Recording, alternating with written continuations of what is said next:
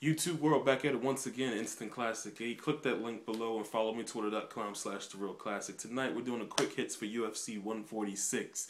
Your main event, Junior Santos defending his championship against Frank Mir. And usually when I go with fights, I usually pick with my head and my brain, but tonight I picked with my heart, I picked with my soul, and I picked Frank Mir because Frank Mir has always been a favorite fighter of mine, and you know he's had some devastating submissions, which I completely love. That one, everyone's seen that one against Tim Sylvia where he broke his forearm and you can see the bone pop.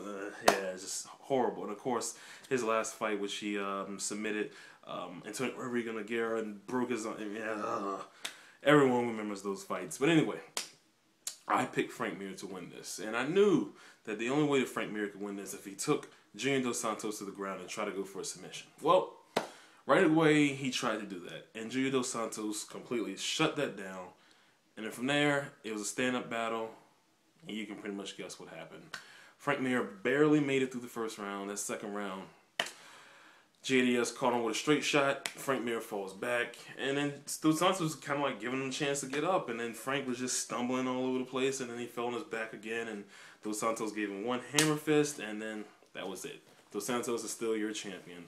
Kind of went, well, obviously I wanted Frank to win. But if he wasn't going to win, this is kind of how I figured it would go. Honestly, all the fights tonight went the way that we thought they were. You know, quick 1-2 round fights. You know, a bunch of knockouts. It was an all heavyweight show, so we all expected this.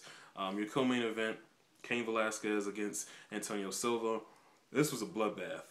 But the funny thing is, Cain was clean. He was, well, I mean, he had blood all over him, but it wasn't in his blood.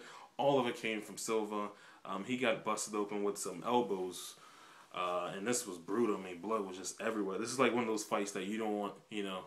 You would love for a battle like this to be on Fox, but you don't want this type because the blood everywhere and just... God, it was brutal. They had to stop the fight. Not stop the fight on account of blood, but, you know, just not JDS, but I'm sorry.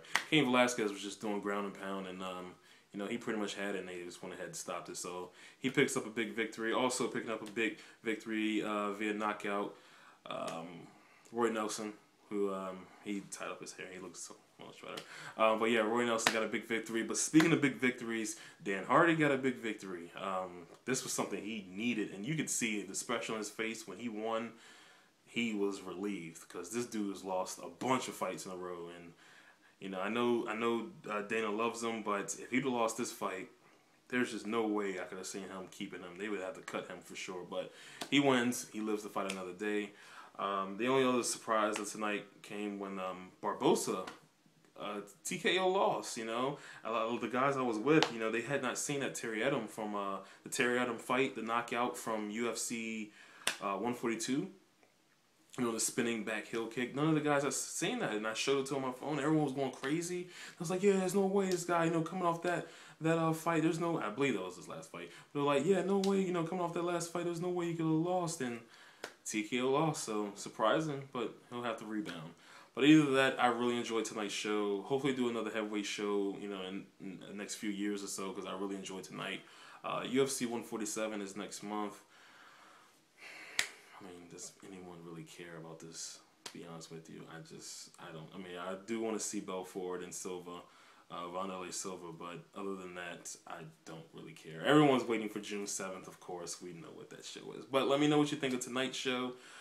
Until then, I am Mr. Classic 8. Peace.